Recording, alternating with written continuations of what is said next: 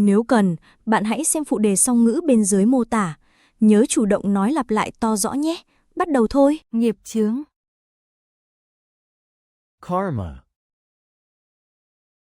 Karma. Karma. Sự tái sinh. Reincarnation. Reincarnation. Reincarnation.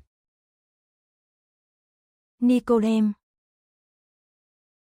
Nicodemus. Nicodemus. Nicodemus. Chúa Giêsu. Jesus. Jesus. Jesus.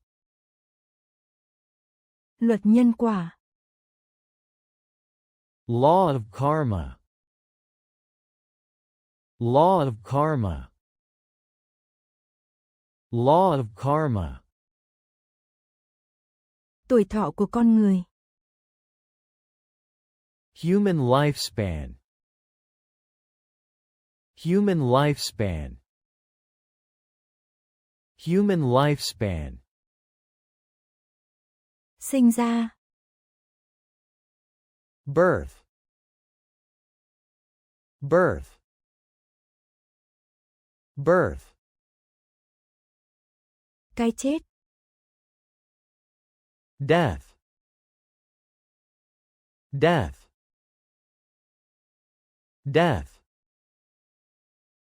Mạng sống. Life. Life. Life. Huyền bí. Mystical. Mystical. Mystical. Sự thật. Truth. Truth. Truth. Khoa học. Science. Science. Science. Tôn giáo. Religion. Religion. Religion. Niềm tin chung. Common faith. Common faith. Common faith. Đoàn kết. Unity. Unity.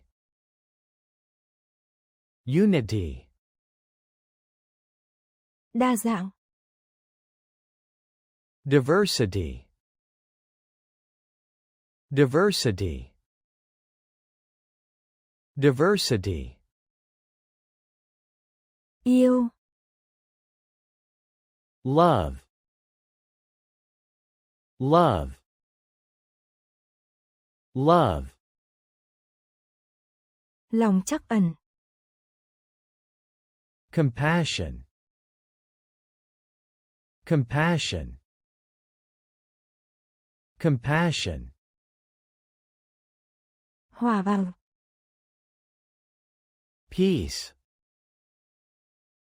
Peace. Peace.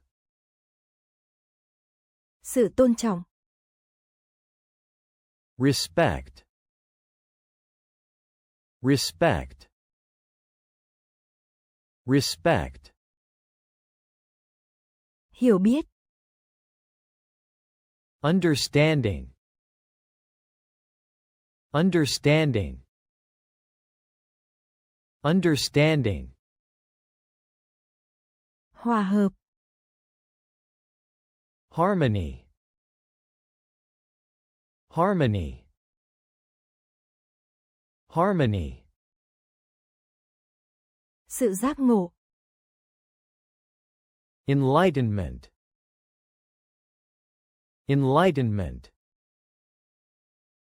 enlightenment, giải thoát,